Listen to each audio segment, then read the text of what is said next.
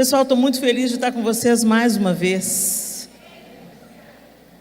Passaram-se 3 anos, quase 3 anos, e nós somos tão gratos ao Senhor por tudo que Ele fez nesse tempo. A gente sabe que absolutamente nada daquilo que nós atravessamos, daquilo que vivenciamos, é em vão. O Senhor está em um alto e sublime trono, Ele não é pego de surpresa, Ele não perdeu poder nem autoridade. E quando um vírus leva a gente para casa, é porque Deus quer nos ensinar algo. E a gente estava comentando ali, como foi falado também no vídeo de abertura, nós erguemos os nossos tênis no descende e dizemos, nós vamos, mas sempre começa por Jerusalém. Jerusalém, Judeia, Samaria e até os confins da terra. E o Senhor quer que a gente realmente reavalie como é que nós estamos vivendo a fé cristã. Será que a gente é crente mesmo, gente? Já fez essa pergunta? Você já se fez essa pergunta? Eu sou crente mesmo? Quais são as bases da minha fé? Ou eu só mudei para crente? Já ouviu isso? Aqui no sul vocês já ouviram essa? Lá em Minas, eu mudei para quê? Eu mudei para crente. Eu mudei de religião, agora eu sou evangélica. Já ouviu falar alguma coisa assim? Muito bem, meu som está com um eco e ele não está nos retornos. Se vocês puderem me dar um pouco da minha voz no retorno, ela fica mais agradável para mim e eu não vou gritar na cabeça de vocês, pelo menos vou tentar. Obrigada, muito obrigada mesmo. O texto que foi me dado para inspirar Hope, hoje olhamos para ele, está na carta de Paulo aos Coríntios, a segunda carta de Paulo aos Coríntios. Eu queria que você abrisse a sua Bíblia na segunda carta de Paulo aos Coríntios, no capítulo 5.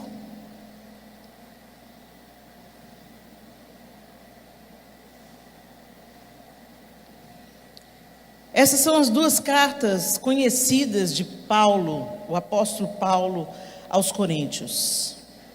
Entenda, gente, Jesus chamou para si 12 discípulos, esses 12 discípulos acompanharam Jesus nos anos que ele desenvolveu o seu ministério, e ele deu então uma grande comissão a esses discípulos, não para que eles pregassem o evangelho apenas, mas para que eles fizessem discípulos. Às vezes a gente pensa que anunciar o evangelho é dar folheto, falar Jesus te ama e está valendo. Não, ele falou assim, como eu fiz com vocês, vocês vão fazer agora, vocês vão fazer discípulos. E para você fazer discípulo, você tem que andar com Deus e andar com quem você quer que se torne também um discípulo de Cristo. Então você constrói relacionamentos, porque Deus é um Deus que constrói relacionamentos. Quando a palavra de Deus diz que nós somos reconciliados com o Pai, o que é reconciliado, gente? Relacionamento. O relacionamento estava quebrado por causa da queda, por causa do nosso pecado, do nosso estado deplorável. Jesus então vem para nos reconectar com Deus. Por quê? Porque nós não podemos salvar a nós mesmos. Diga para a amiga do seu lado aí, você não pode salvar a você mesmo. Por mais que você se esforce, por mais que você faça tudo direitinho, por mais que você cumpra os estatutos bíblicos, você não pode salvar a você mesma, ok? A lei fracassou, então os judeus, Deus tira o povo do Egito, leva o povo para o Sinai e ensina as leis. Por quê? Porque tinha que tirar o Egito de dentro do povo, que já estava lá há 400 anos. Foi a família de José que chamou a sua família para livrá-los da fome no Egito, e ali eles permaneceram por 400 anos, convivendo com a idolatria do Egito, convivendo com os hábitos do Egito, e Deus então com mão forte tirou o seu povo do Egito, e antes de levar para a terra prometida, Deus levou eles para o Sinai, para dar a eles mandamentos e estatutos, ou seja, para ensinar o povo com quem que eles estavam lidando, quem era ele. Ele estava se apresentando ao povo novamente. Por isso, quando você vai lá nos 10 mandamentos, você vê ele falando, eu sou o Senhor teu Deus, que te tirou da terra do Egito, não terás outros deuses diante de mim. Então Deus está sendo didático, ensinando ao povo, o povo que ele fundou desde Abraão, como que esse povo tinha que se relacionar com ele. E aí ele dá os seus estatutos, as suas leis. Para quê? Para tirar o Egito de dentro do povo. O povo tinha que saber que tinha que ter ordem, que tinha que ter decência, e que Deus queria se relacionar intimamente com esse povo. Mas esse povo era pecador, como nós somos hoje. Então, Deus estabeleceu sacrifícios e uma maneira de se aproximar dele, porque ele é um Deus santo.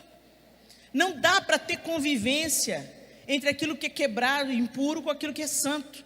Então, Deus organiza tudo para o povo ser representado pelo sumo sacerdote e se relacionar com o povo, e ele começa a fazer isso através de Moisés. Até aí todo mundo está comigo na mesma página? Você nunca tinha pensado? Tem gente que falou, engraçado, eu nunca pensei sobre isso. É disso que eu estou falando aqui, gente. Parou de brincar de ser crente, parou de, sabe, eu sou evangélico, vem para a igreja, põe a Bíblia debaixo do braço, fica feliz, tinha uma música tão boa, um ambiente tão gostoso, mas os outros dias da semana você vive a sua vida doida. Você continua mentindo, você continua falando mal da vizinha, você entendeu? Você continua se apegando cada vez mais às coisas desse mundo, você gasta mais tempo na rede social do que ler na Bíblia. Gente, acorda, porque se você não acordar, o Senhor vai sacudir o barco de novo. Falou? Beleza. Aí o povo começou a fazer sacrifício. Para quê? Para os pecados ser perdoados, eles poderem se relacionar com Deus. Mas nem se matasse todos os burros, os touros, os cabritos, os bezerros do mundo, ia dar para lavar o nosso pecado, que é pecado pra caramba. A gente peca aqui e daqui a pouco a gente já está pecando em pensamento. É ou não é? Ou sou só eu? Aí Deus amou o mundo de tal maneira que Ele deu o seu Filho, para que o sangue dele, não o sangue de touros, não o sangue de bois, não o sangue de ovelhas, o sangue dele, de seu Filho, nos reconectasse novamente com Deus. Às vezes você canta isso nas canções, mas sabe? Então, já que a gente está falando de canções, vamos lembrar uma. Eu nunca saberei o preço dos meus pecados lá na cruz. Você nunca vai ter ideia. Toda a ira de Deus caiu sobre Jesus. E foi por causa desse sacrifício que hoje você e eu podemos nos achegar a Deus.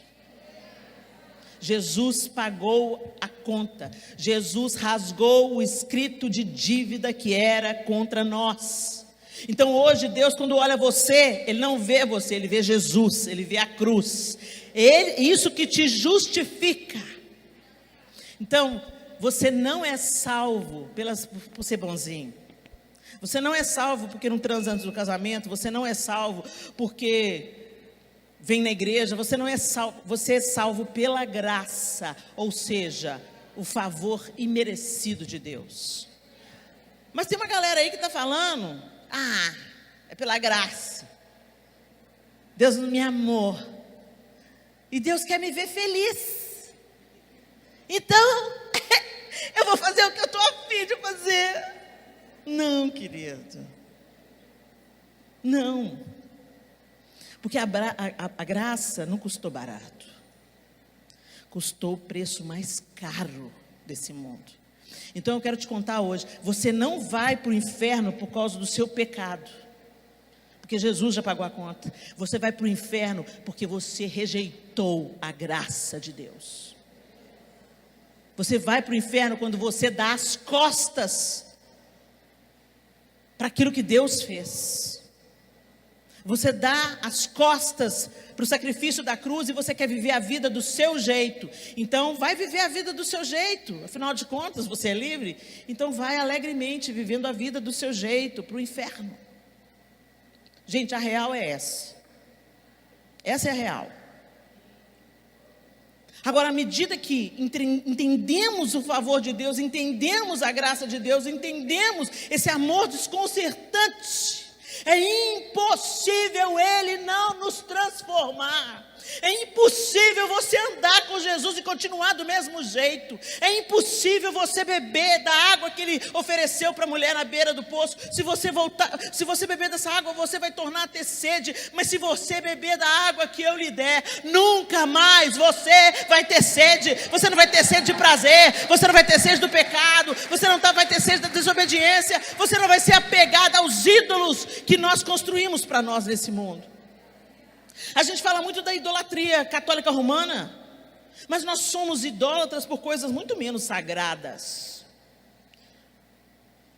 Ídolo é aquilo que toma a primazia dos seus sentidos, do seu interesse, da sua energia, do seu dinheiro.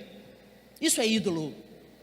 Não deveria ter uma palavra para ofertório se nós fôssemos nascidos de novo, porque é impossível um nascido de novo não se transbordar em generosidade espontânea. O que eu tenho não é meu, o que eu tenho é nosso. E a gente tem que começar a andar nessa real, gente, nessa realidade. E o apóstolo Paulo está escrevendo aqui a sua segunda carta aos Coríntios. Alguns estudiosos dizem que não foram só essas cartas que Paulo escreveu. Talvez ele tenha escrito 3 cartas ou 4 cartas. Há várias teorias, mas aqui nós não vamos nos deter nisso. Foram 2 que Deus fez que chegasse até nós. Então essas 2 é que interessam. Ok? Para nós, aqui no século 21, se Ele permitiu que essas cartas chegassem até nós, é porque tem um propósito. O apóstolo Paulo não fazia ideia de que quando eu estava escrevendo a carta para resolver os problemas da igreja em Corinto, para resolver os problemas da igreja em Colossos, para resolver o problema da igreja na Galácia, ele não fazia ideia que essa carta ia nos ensinar a resolver os nossos problemas aqui, tantos séculos depois. Coisa linda, né? Coisa linda. Então você tem que ler para entender, entendeu? Sabe essa história de, não, eu vou lá ver a pregação do pastor Oséias, da Helena. Gente, glória a Deus. Os anjos da igreja estão aí para te ensinar, para te instruir, para tirar suas dúvidas. Mas você precisa de ler a Bíblia e faça oração, se quiser crescer.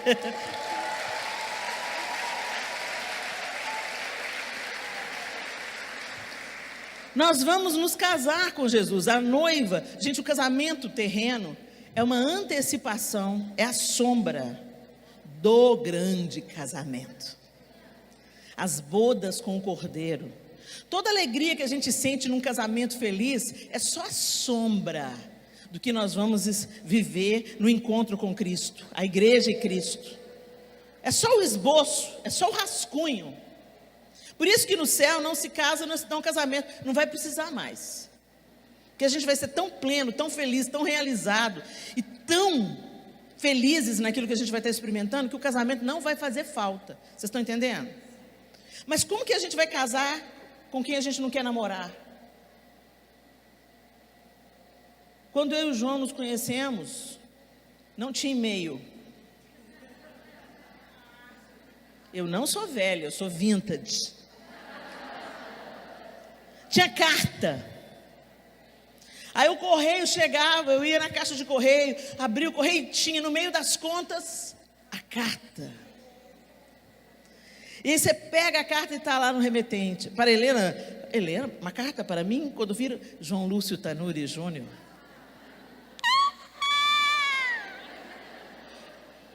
Aí eu entro em casa e falo, pai, lê para mim, mãe, lê para mim. Não. Eu vou para o meu quarto, fecho a porta, me lanço na cama, e leio e releio, e fico imaginando o que ele queria dizer nas entrelinhas, em código. É isso que o Senhor quer que você faça com a Bíblia. Mas você quer receber só da boca do pastor, só do pregador do YouTube, né? Vamos para o relacionamento, gente, vamos ler a Bíblia. Vai, entra no quarto, fecha a porta e lê e relê. E entenda o que ele diz na entrelinha. Se a gente não sabe namorar com o Senhor, como é que a gente quer casar com Ele? Conversa com Ele, não tem relacionamento sem conversa. Quando você fala para uma pessoa assim, você vai orar para o resto da sua vida. Parece que você está jogando uma praga na pessoa. A pessoa, misericórdia. Oração é conversa, gente. Oração não é esse negócio rebuscado. Amantíssimo Deus, eterno Pai, em cuja presença, Senhor, nos encontramos. Tem gente que muda até a voz quando ora. Conversa com Deus, Senhor. Olha, Senhor, eu estou lascada, Jesus. Hoje eu estou lascada, Senhor. Eu estou com vontade de dar uma voadora em 10. Jesus, vem cá, Jesus. Coloca as tuas mãos em mim. Não solta não, Jesus. Me santifica, Jesus. Porque se eu ficar entregue a mim mesmo, eu vou matar Jesus. Eu preciso confessar que o Senhor já sabe. É nesse nível. O Senhor quer que a gente rasgue o nosso coração. Porque Ele já sabe. Você acha que você impressiona Deus com a sua oraçãozinha rebuscada? Ele sabe o seu coração peludo, invejoso. Ele conhece o ódio que você tem da vizinha. Ele sabe que você está tramando a vingança e a calúnia. Ele sabe. Então abrevia, joga a luz nas trevas, acende a luz, entendeu? No seu coração peludo e fala: Deus tosa. Amém, gente?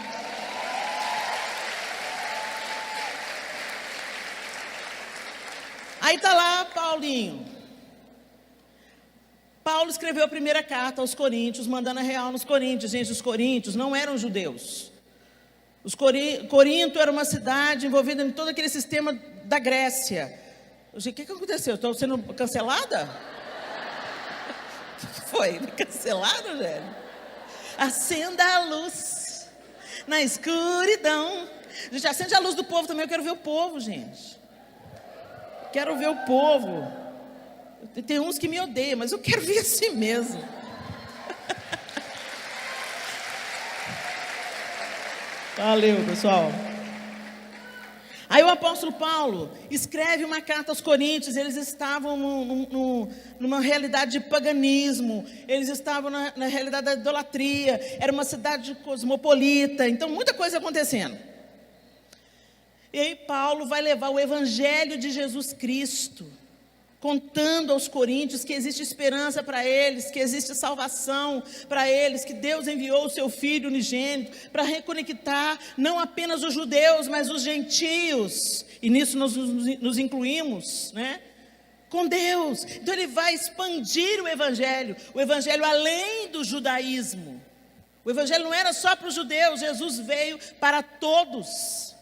E aí o apóstolo Paulo foi expandindo. E aí, ele nessa realidade de Corinto, as coisas lá começaram a ficar meio fechadas. Umas coisas esquisitas começaram a acontecer na igreja. Só lá em Corinto, gente, aqui não. Só lá em Corinto. Aí Paulo mandou a primeira carta, exortando os coríntios, puxando a orelha deles, ok? Instruindo como eles deveriam viver. Aí os coríntios não gostaram da parada não, entendeu?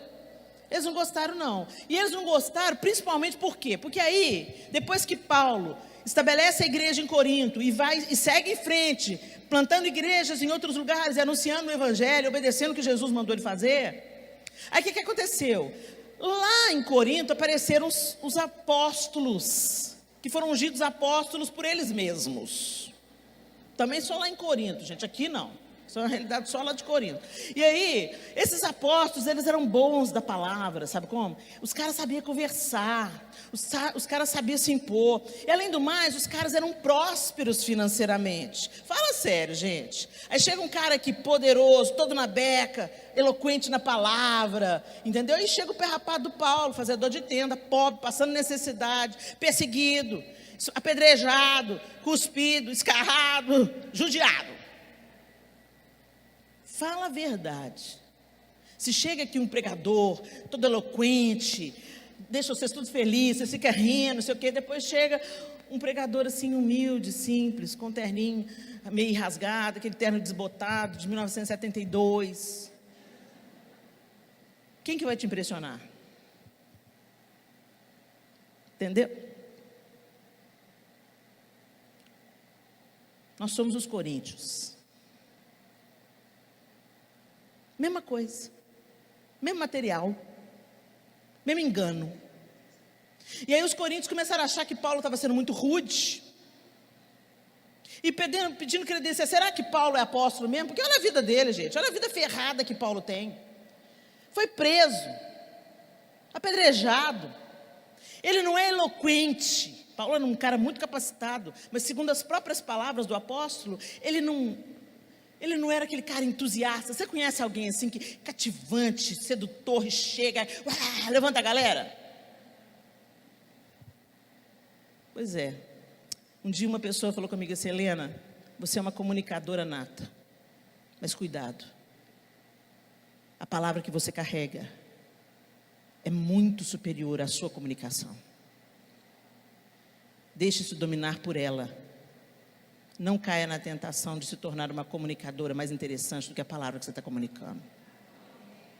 Eu abracei aquela exortação com os 2 braços e falei: Senhor, me ajuda, porque a sua palavra sempre vai ser superior. Não é sobre nós, não é sobre como eu estou vestida, não é sobre quantos cursos eu fiz, é sobre a palavra, a verdade de Deus que liberta, transforma, cura e arrebenta com as cadeias do inferno. É a palavra de Deus. Aí essa bendita palavra foi traduzida e colocada em páginas, em tablets, ela chega na sua mão. Pessoas morreram, pessoas no Oriente Médio morrem até hoje, porque distribuíram Bíblias. Nós fomos escoltados agora em outubro, no Egito, por carro de policial na frente e atrás. Qual que é o nosso crime? Abrimos uma Bíblia em público. E você tem uma Bíblia, tem 5 Bíblias na sua casa. E a que está aberta no Salmo 91, em cima da mesa, para expulsar os maus espíritos. É macumba gospel. Coloca no Salmo 91, aquela página que está até amarela, cheia de poeira. Não é o Salmo 91 na Bíblia, é o Salmo 91 lido, vivido, absorvido, mudando a sua mente e fazendo você entender: aquele que habita no esconderijo do Altíssimo, a sombra do Senhor onipotente descansará. E para você habitar no esconderijo do Altíssimo, você tem que estar junto dele, você tem que estar caminhando com ele. E aí no capítulo 5 do 2 Coríntios, aí eles rejeitam Paulo e tal, e aí Paulo manda essa segunda carta.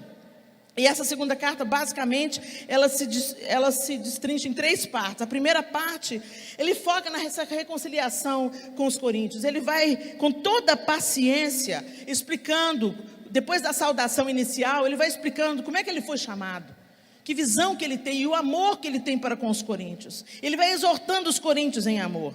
Do capítulo 2, o verso 14, até o capítulo 7, no verso 4, Paulo enfatiza a excelência do ministério do Evangelho, a excelência do que Deus, do que Jesus Cristo fez. Do capítulo 2 ao capítulo 7, ele enfatiza a excelência do ministério do Evangelho de Jesus Cristo. E no capítulo 5 e 6, de uma maneira mais específica, ele fala do ministério da reconciliação e do ministério da separação do mal. Ou seja, vai mudar sua vida, vai mudar sua mentalidade. Não tem jeito de você entender o ministério da reconciliação e continuar abraçando o mal, e continuar caminhando uma vida cristã picareta de qualquer jeito. Não tem jeito de encontrar o pastor e continuar sendo bode. Não tem jeito. Na segunda, então na primeira ele foca nesse negócio da reconciliação e de explicar o ministério. Na segunda parte ele instrui quanto à generosidade, como uma consequência natural da vida transformada. Foi o que eu acabei de falar aqui. Se nós nos encontramos com Cristo, transborda, gente. Não tem jeito de você ser cheio de Deus e ficar igual a água parada dando bicho, não. Transborda. E transborda como? Em atos de amor, porque o amor é o que o amor faz. Você não se fala que ama, você vai lá e põe a mão na massa, você vai lá e abraça, você vai lá e cuida, você vai lá e provê, você vai lá e tira a roupa do seu corpo e veste o outro. É isso que Jesus faz quando Ele habita em nós, quando a gente anda com Ele. É isso que o Espírito Santo faz. Mas hoje a gente vê tanta necessidade e tão poucos ditos cristãos querendo se envolver. A gente sempre acha que é responsabilidade da igreja. Você é a igreja. Você é a igreja. Então você não apenas coopera, você se envolve. Porque fazer discípulo não é dar folheto. Fazer discípulo é construir relacionamento, é se envolver. E na terceira parte, ele exorta quanto aos superapóstolos. Ele joga luz nessa questão de você estar ouvindo o que é confortável você ouvir, mas que não é o Evangelho de Jesus Cristo. De você estar aplaudindo a autoridade de pessoas que são impressionantes diante dos seus olhos. E hoje nós somos um tempo visual. A gente presta atenção na roupa, no carro que o outro dirige, no bairro que o outro mora. Isso não impressiona Deus, nunca impressionou. Isso impressiona Satanás. Lúcifer era quem se cobria de pedra preciosa. Jesus nasceu na manjedoura. Mas a gente, assim como os coríntios, a gente se impressiona com aquilo que Deus despreza. Não é à toa que a rua do céu é ouro, é para a gente pisar mesmo.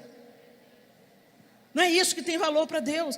Agora a gente inverteu as polaridades. A gente acha que se a gente é amado por Deus, a gente vai ser próspero na terra, abençoado, vai ter dinheiro. E se o irmão está passando a pindaíba, você fala, nossa, deve estar em pecado.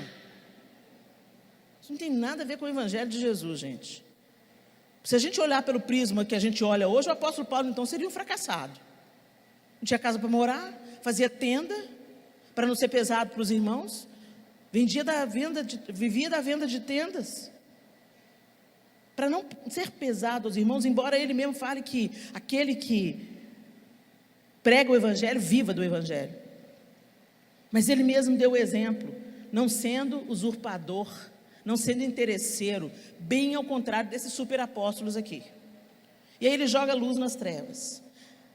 Mas quando começa o capítulo 5, olha que coisa linda, eu vou ler com vocês esse texto, na nova versão transformadora, a NVT. A nova versão transformadora, ela diz assim: sabemos que, quando o nosso corpo terreno, essa tenda em que vivemos, se desfizer, teremos um corpo eterno, uma casa no céu feita para nós pelo próprio Deus e não por mãos humanas. Na tenda terrena, gememos e desejamos ansiosamente nos vestir com o nosso lar celestial, como se fosse uma roupa nova. Porque de fato nos vestiremos com um corpo celestial e não ficaremos despidos.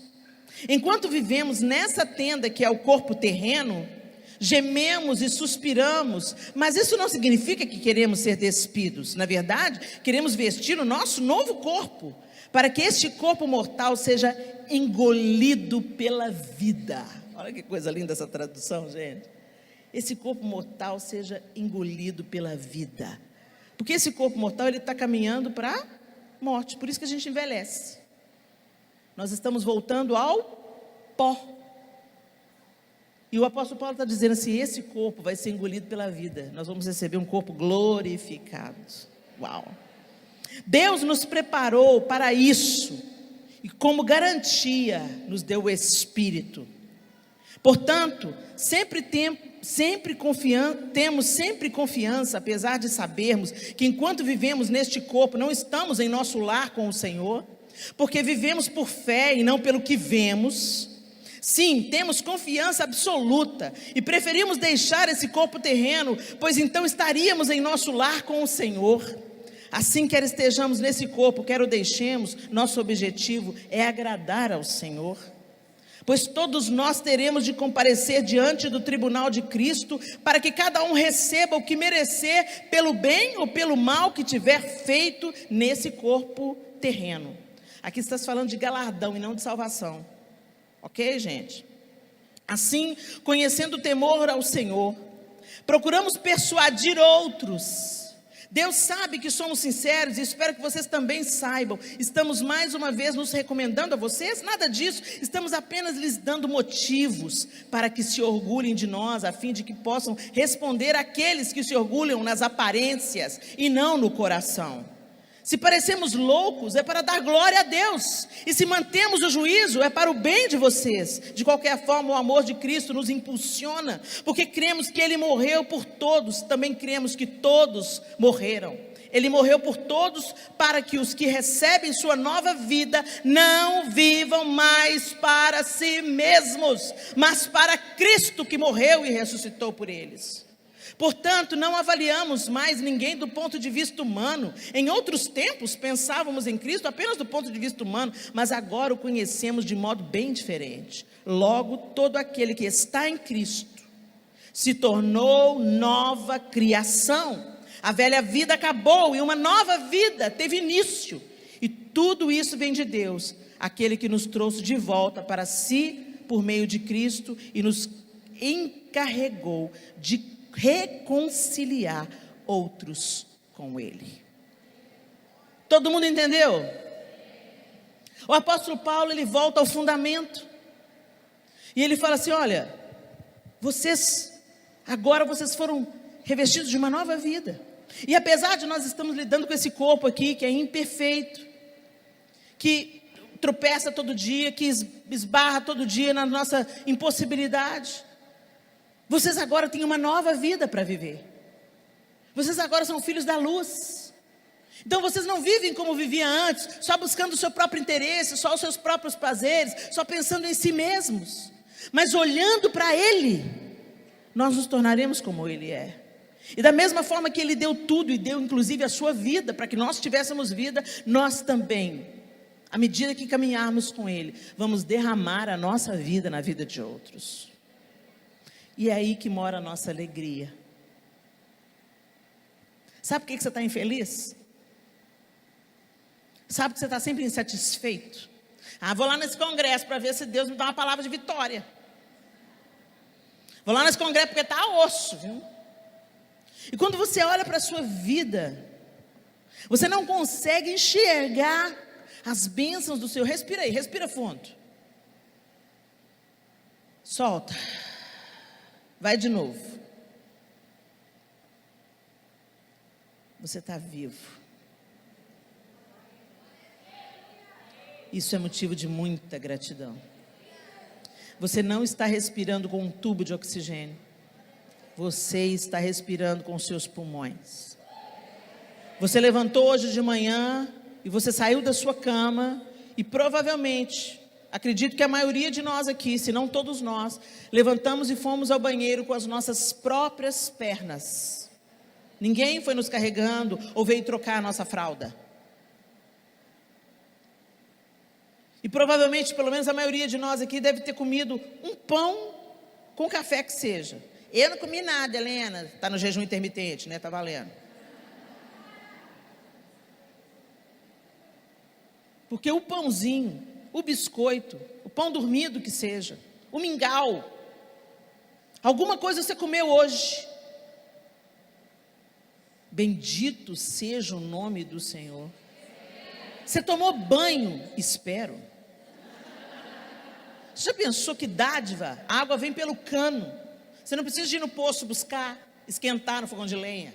Ela veio no cano. Você abriu a torneira e tomou banho com um sabão cheiroso chamado sabonete. Para de reclamar da vida. Mas a gente não enxerga essas bênçãos, porque a gente está sempre comparando a nossa vida com a vida da outra no Instagram e achando que a nossa vida é medíocre.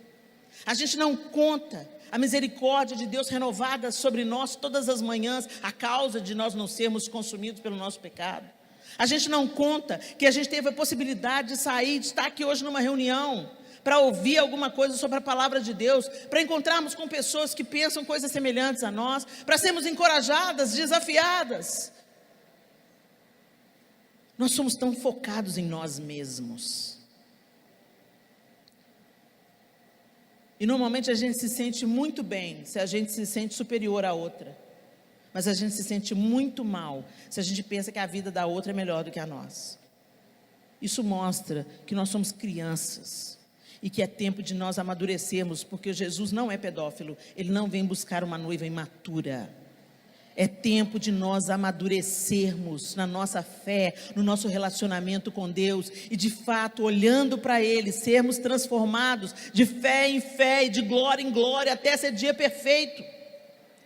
Quando nós entendemos o Evangelho de Jesus Cristo, nós mudamos de direção. Você está caminhando por um caminho e você se encontra com Jesus no meio do caminho, então você dá meia volta e você começa a seguir a Jesus. E para seguir a Jesus você tem que negar a si mesmo. Você estava indo lá, vivendo a vida do jeito que você quer, naquilo que te dá prazer, naquilo que te dá uma alegria efêmera, mas te dá. E você nega você mesmo, você abre mão disso, porque você entende que o Senhor tem infinitamente mais para te dar. Ele tem cura da sua memória, Ele tem cura da sua história desgraçada tantas vezes. Ele tem algo para brotar dentro de você, e não para você se envaidecer, mas para você se derramar. E é quando você começa a entrar no seu propósito, que não é sobre a sua glória, é sobre a glória dEle, que você vai sendo curado. Sabe por que você está em pé de guerra com todo mundo? Porque você vive só para si. Sabe por que você tem sempre uma pendenga com alguém e não perdoa aquela pessoa da sua família? Porque você vive só para si. Ou pensando no que você vai ganhar, ou pensando na sua dor. Oh, vida, oh céus, oh azar, me abandonaram, meu pai é alcoólatra. Para de sentir pena de você mesmo. É isso tudo, você passou por isso tudo. Mas o Rei dos Reis, o Senhor dos Senhores, encarnou no ventre de uma menina de 17, 16 anos. Viveu 30 anos no anonimato, para que você tivesse vida e vida em abundância. Ele se derramou até a última gota. Ele se deu até a última gota para deixar o exemplo.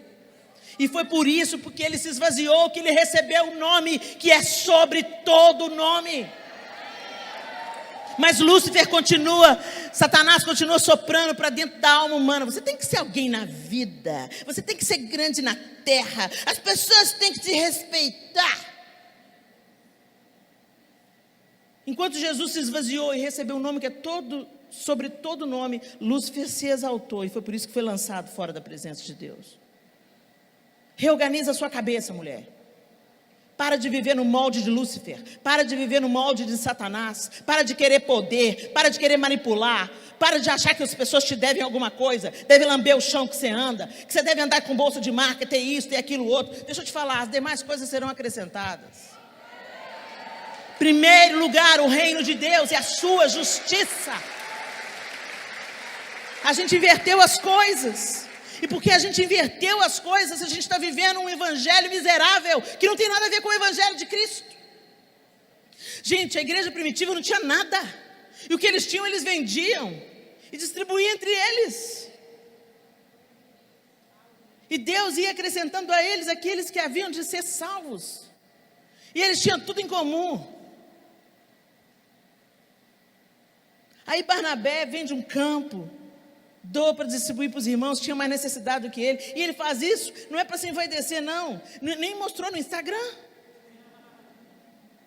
Ele fez isso porque ele estava cheio de amor. É impossível você conhecer o amor de Deus e esse amor não ir te conquistando, te tomando, te possuindo e transbordando nas suas atitudes. É impossível.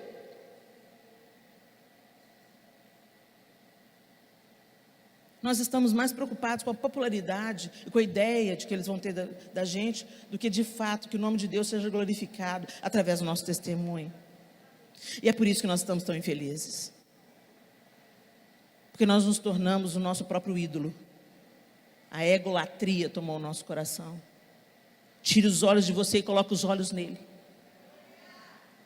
Tire a glória de você e viva para a glória dele. É isso que o apóstolo Paulo está falando aqui. Vocês estão impressionados com o superapóstolo, vocês estão se impressionando com os discursos, mas deixa eu relembrar vocês. Essa casa que a gente tem aqui, ela é perecível, mas nós vamos ser revestidos de glória. Olhem para o Senhor, coloquem os olhos no Senhor. Ele é o autor e o consumador da nossa fé. Ele quer que a gente viva para a glória de Cristo, porque vivendo para a glória de Cristo, nós seremos curados. Quando Cristo ocupa a centralidade da nossa vida, as outras coisas, os outros afetos, os outros relacionamentos, tudo toma o seu devido lugar. Você perdoa quem você precisa perdoar. Você pede perdão para quem você precisa pedir perdão. Você desiste de querer ser a mulher manipuladora que manda no marido, manda nos meninos, manda na vizinha. Autoridade não é autoritarismo, gente, flui. Se você está precisando de lembrar as pessoas quem você é porque nunca foi. Você não vê a rainha da Inglaterra falando, sou Betinha, rainha da Inglaterra. Betinha brota, todo mundo abaixa a cabeça. Ela é a rainha da Inglaterra. Hoje eu preciso de ter a manivela da identidade. Você tem que lembrar da sua identidade. Você tem que lembrar de quem você é. Você é poderosa, você é linda, você é filha de Deus. Não vou falar isso para você. Eu vou falar, vai para o seu quarto. Vai pôr sua boca no pó. Vai conhecer o Deus que te salvou. Porque aí a sua identidade vai ser alinhada. E não é você que vai fazer isso, olhando para o espelho e falando, eu sou poderosa em Deus. Não, é Ele que faz em você. Lá em João 13 ele fala, sem mim nada podeis fazer. Se vocês estiverem em mim e eu estiver em vocês, vocês darão muito fruto. É Ele, é Ele, é Ele, é Ele, é Ele que faz. E aí quando você começar a dar muito fruto, ele vem e poda. Ai, Helena, que desanimador. Não, minha linda, não desanima não. Sabe por quê? Porque como o apóstolo Paulo está falando, nós estamos nessa tenda. Não é nem casa, é tenda. E se a gente começa a ficar muito grande na vida, a gente começa a achar que a gente é melhor do que os outros. É ou não é, querida? Fala sério, hashtag fica a dica. Deus começa a te usar e você começa a falar, sou a última bolacha do pacote. Poderosa em Deus está usando a minha vida. Aí quando chega nesse ponto, Jesus fala, vamos pro vale, vem com o papai. Vamos pro vale. Seu tupete está crescendo. Vamos ali aparar o tupete. Né? Aí vem a tribulação, aí vem a dor, aí vem o sofrimento. O Evangelho de Jesus Cristo tem sofrimento, todos os discípulos sofreram, o próprio Jesus sofreu. Por que você acha que você não vai sofrer? Se estão contando para você um Evangelho que você não tem sofrimento, te enganaram. Porque o sofrimento é didático, purifica. Purifica. Eu tenho minhas lutas, gente. E eu tenho dado graças a Deus, porque alguns espinhos ainda não foram removidos. E é isso que me lembra todo dia que eu não sou nada e que eu preciso do Senhor para respirar. Que não é nada sobre Helena, é tudo sobre o Senhor. Por isso, gente, eu detesto esse negócio, sabe, desse gospel star, glamour. Vamos tirar uma foto. Não, você não tira foto com a faxineira da igreja, não vem querer tirar foto comigo, não. Não, Helena, porque você me abençoa, a faxineira também, o cara do som te abençoa, o câmera está aí registrando, abençoa para pôr imagem no YouTube. Todo mundo igual. Eu estou aqui fazendo o meu trabalho, ele está fazendo o trabalho dele, a galera do som está fazendo o trabalho dele, depois eles vão editar. A galera que limpou as cadeiras, a galera que chorou aí na intercessão, para que você recebesse da parte de Deus. Por que a gente insiste em construir ídolos dentro da casa do Senhor, querendo tirar foto para ficar bem e ganhar curtida? Gente, vamos parar com esse lixo. A gente é irmão, todo mundo igual. Eu tenho meus problemas, você tem seus problemas, mas Deus é por nós. Glória a Deus. E a gente tem comunhão, e a gente se trata todo mundo igual, e está tudo bem.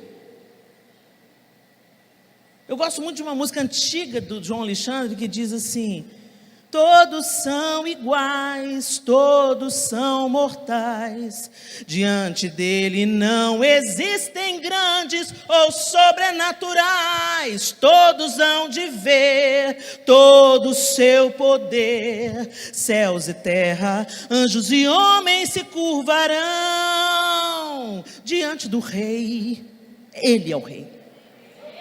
Nós somos tudo igual, a graça nos nivela. Os homens se impressionam com os carros que dirigem, com as viagens que fazem. No final do jogo de xadrez, o rei vai para a caixa com o peão. Tudo igual. Então por que nós envaidecemos e por que nos impressionamos com os grandes homens de Deus? Gente, Jesus fazia milagre faltando comida. Tem uma multidão, despede aí, tem uma galera, despede a galera, mestre, o povo só está crescendo, estão com fome, despede o povo. Não, despede o povo não, eles estão com fome, mas mestre, a gente não tem dinheiro. Tem o que aí? 5 pães e 2 peixinhos. Ah, tá bom. Tá bom. O que a gente vai fazer? Agradecer. Vai lá. Depois lê o texto, Jesus não falou, multiplique agora, eu ordeno, eu determino, multiplique. Não, Pai, eu te dou graças, obrigado, por isso que a gente tem aqui, ó. Pode distribuir, 12 cestos cheios. As pessoas sentam juntos na mesa, e o corrupto do Zaqueu sai restituindo tudo que roubou. A mulher da beirada do poço teve que mandar os outros comprar comida, porque eles não entendiam aquele papo de Jesus e da mulher samaritana. Se tornou o primeiro evangelista em Samaria, indo de caminho, sentado à mesa. Jesus não construiu uma igreja. Ele edificou uma igreja.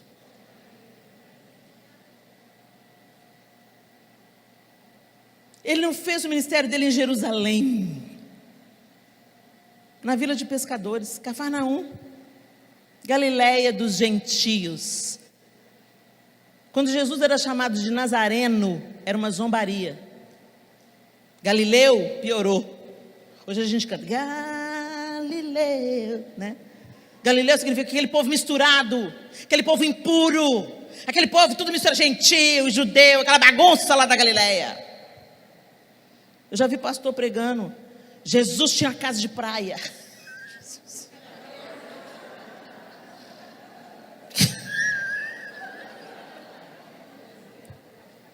É forçar a barra, né? É forçar a barra. A gente vai lá na Galiléia, em Cafarnaum, e vê os resquícios, as ruínas das casas que eles moravam. Era um cubículo, 3x3. O pessoal usava as casas normalmente para guardar coisa lá dentro, para se abrigar na época do muito frio. Porque no calor a vida era muito comunitária, era muito nas ruas, todo mundo distribuía tudo, fazia comida ali na rua mesmo, entendeu? A casa da sogra de Pedro, pequenininha, está lá as ruínas, com um octógono romano construído em cima, para dizer que ali aconteceu algo sobrenatural. As casas de pedras simplórias. E eu quero ser poderosa na terra, e tenho 1 milhão de seguidores no Instagram. Gente, vai lamber sabão. A gente precisa de melhorar. E aí, nessa carta aos Coríntios, o apóstolo Paulo dá essa chamada na responsabilidade, instruindo mais uma vez, declarando o seu amor. Depois eu encorajo vocês, leiam as cartas com cuidado. E ele fala, e ele exorta, mas ele também declara o seu amor. Eu amo vocês. Escuta, nós estamos aqui sofrendo, é por vocês, é para que Cristo seja formado em vocês. E aí no capítulo seguinte, no capítulo 6,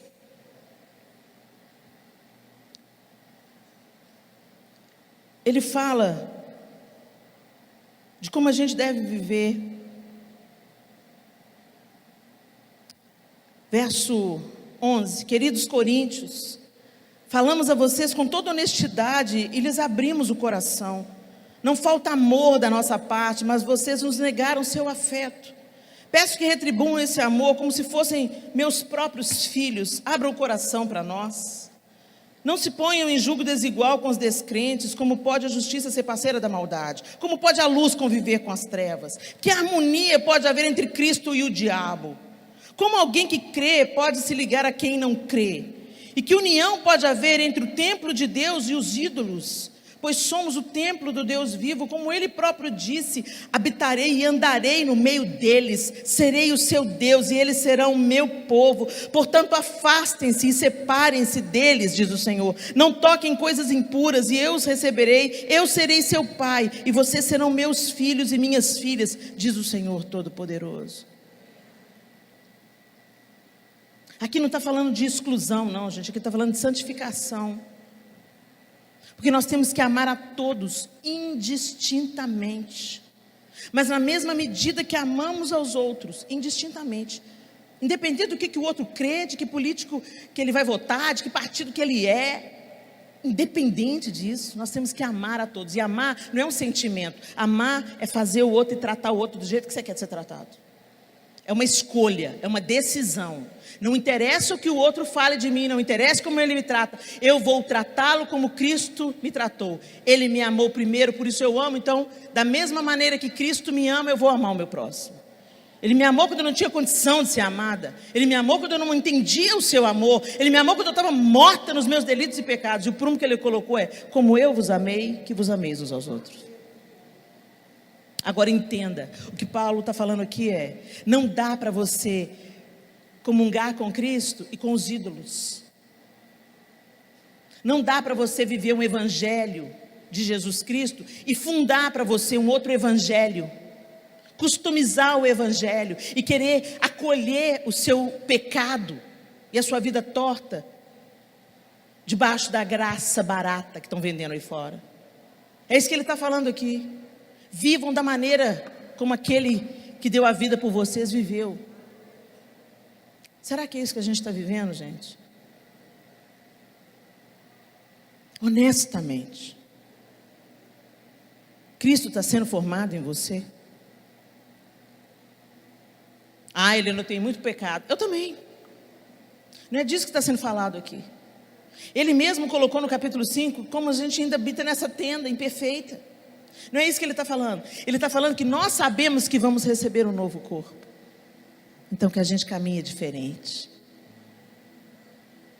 E que dia após dia, na comunhão com Deus, Cristo vai sendo formado em nós.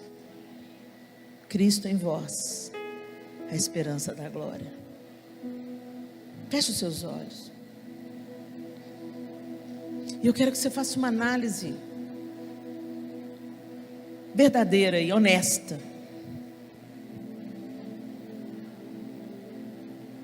Cristo está sendo formado em você.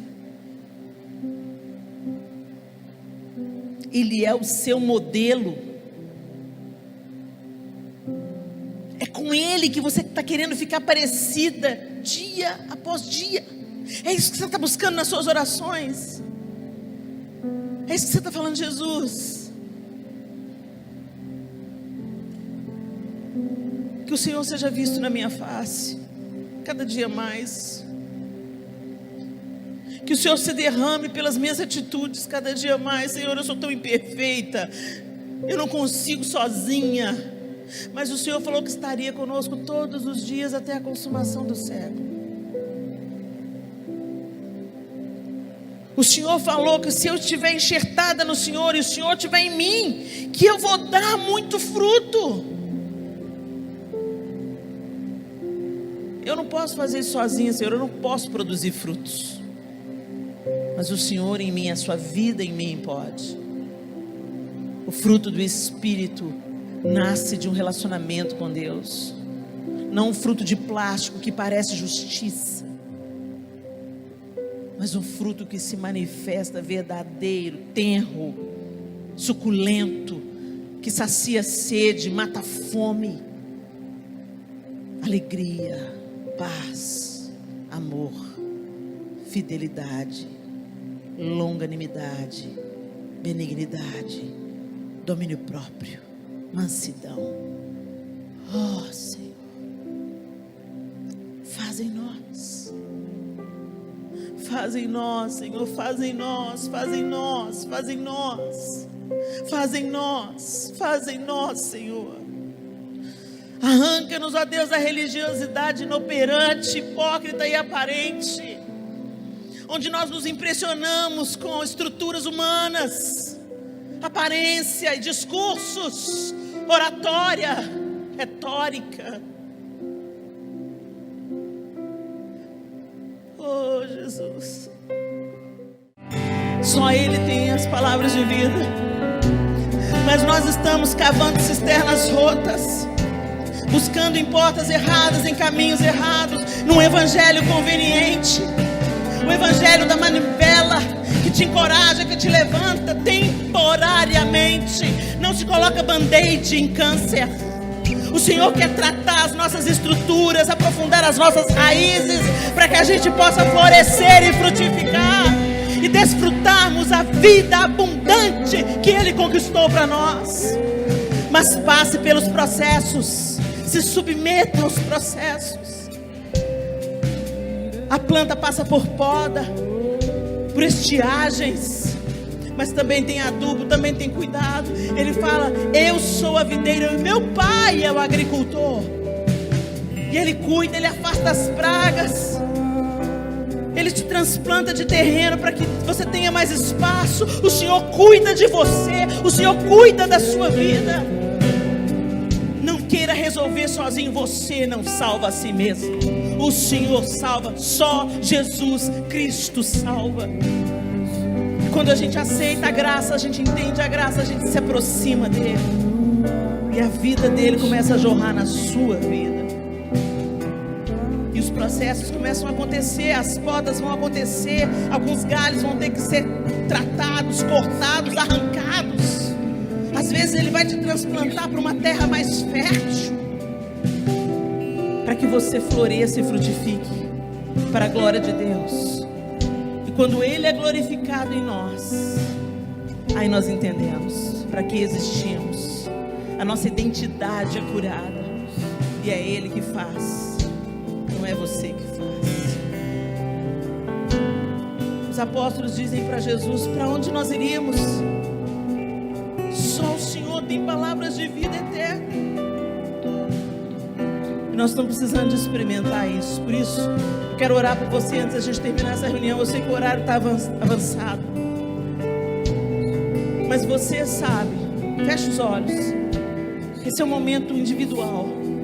Você sabe que você está vivendo uma margem, você está vivendo influenciado por um evangelho falso, aparentemente mais agradável, eloquente, como os falsos profetas ali da igreja em Corinto estavam acontecendo, os super apóstolos. E às vezes vem as palavras de conforto, de consolo, e que falam: você define a sua vida, você é o protagonista da sua história. Gente, isso é bonito da gente falar, mas na real, nós precisamos de nos voltar para Deus. Ele é a fonte, Ele não é uma fonte, Ele é a fonte. Ele falou: eu sou o caminho, a verdade e a vida, e ninguém vai ao Pai senão por mim. Se você não vai ao Pai, você morre. E nós precisamos de entrar por essa porta, passar por essa ponte, passar por esse caminho e nascermos de novo. Então eu quero te dar uma oportunidade nessa noite. Eu já aceitei Jesus, Helena, eu já até passei pelas águas, não me interessa o processo que você passou. Eu só sei que eu nasci de novo depois que eu já estava dentro da igreja há mais de 15 anos. Então eu quero te falar, Deus não está importando o que você está fazendo para Ele, ou se você está trabalhando muito para Ele. Não é isso. Ele não veio fazer recrutamento profissional, Ele veio inaugurar um relacionamento de pai e filhos. Eu quero te dar uma oportunidade de você falar: Senhor, eu não quero viver para mim mesma, eu não quero mais viver uma religião aparente, eu quero caminhar com o Senhor, eu quero ser transformada de dentro para fora, e eu não consigo fazer isso, eu não consigo curar a mim mesmo, eu não sou o meu próprio remédio, e eu me volto para o Senhor, eu reconheço isso, e eu te peço: faça isso em mim, Senhor, me cura, me transforma, me conecta à videira, eu não quero ficar pendurada na videira. Eu não quero ficar impressionada com a eloquência do evangelho que só coloca band-aid em situações profundas. Me cura, me liberta, me muda de dentro para fora. Produz o fruto do Espírito em mim, Senhor. Eu não consigo fazer isso no meu esforço. Faz em mim a tua obra.